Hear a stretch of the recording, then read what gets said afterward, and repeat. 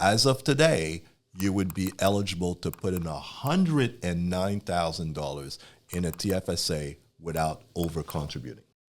Hello, and thank you. Welcome back to the podcast with the TFT team, From Dollars to Dreams. I'm your co-host, David, and I'm here with Pierre Tomacek, and we're going to be talking today, because tax season's coming up and RRSP season's coming up. We're going to be talking about RRSPs versus a TFSA. Oh, okay. What are these two products? What is the difference between these products, and who are these products for?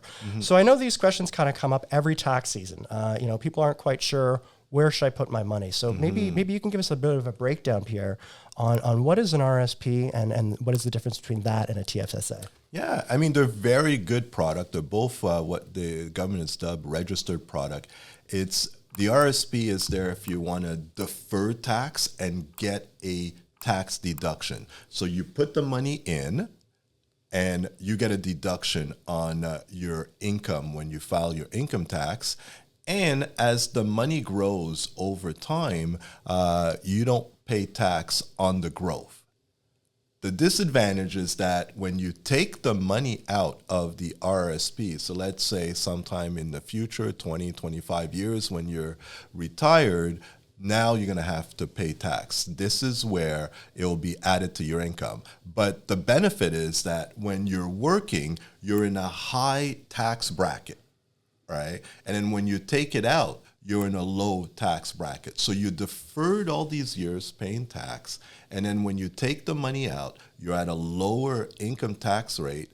And as a result of that, you save a great deal in taxes in the future. Okay. So again, just to sort of sum this up, it's sort of you said it's a tax deferment. So an RRSP, which is a registered retirement savings plan. Savings plan. Okay, so you're saving for your retirement. So you're putting away the money, let's say today, to withdraw it in 20 years. So right now you're not paying the taxes on that while you're earning a lot of income. But when you're earning less income in your retirement years, that's when you then draw on that, and you will pay taxes at that time. Exactly. So again, there's no right or wrong. It will depend on everyone's situation, whereby the TFSA, tax-free savings account. I mean, typically everybody should have a TFSA. It could be used for so many reasons. It could be used for retirement planning. It could be used for emergency funds. It could be used for whatever goals that you have in mind.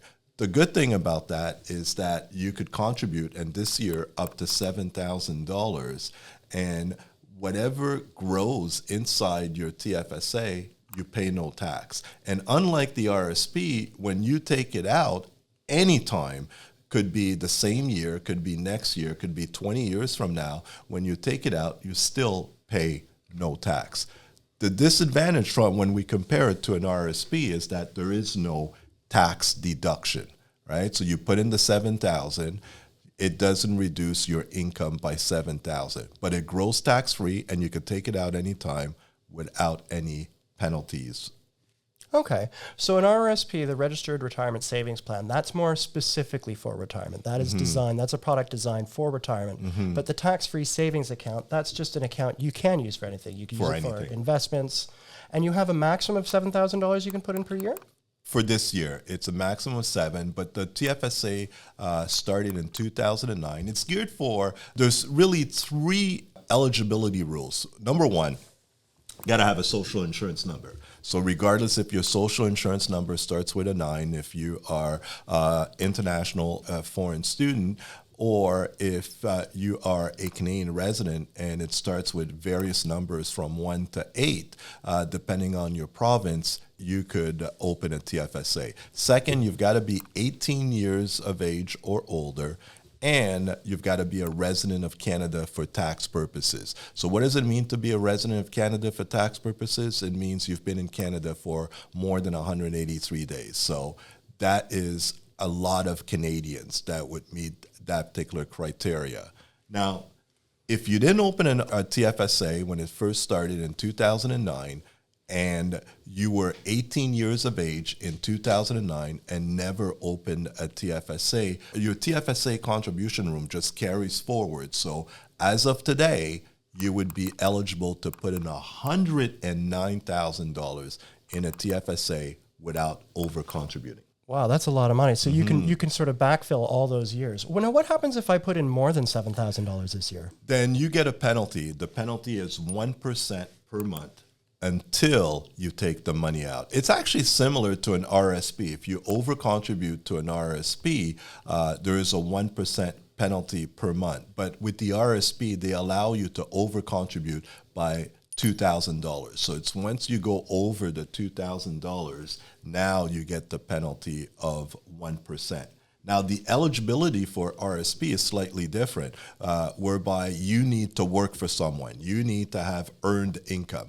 Typically, earned income, it's either you work for someone or you work for yourself, self-employed. Those are kind of the main criteria. Yes, you could also have rental income will count as earned income, but all other incomes like retirement income, CPP, old age, your pension, investment income does not count towards earned income.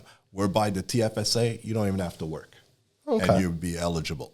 That's quite an interesting breakdown. So I was going to ask which product would be better for me or for the average Canadian, but it seems like it really does depend on your certain situation. My favorite answer, it depends, except I don't like that on a test, right? So if you're going to put, it depends on a test that you're going to do with me. Automatic fail. Pretty close. Okay. Pretty close. But in life, there's a lot of gray. So this is where, again, I sound like a broken record. If you listen to our news that you could use, we talk about the merits of planning, right? So we always need to plan to determine whether or not this is a good instrument, a good savings vehicle for you.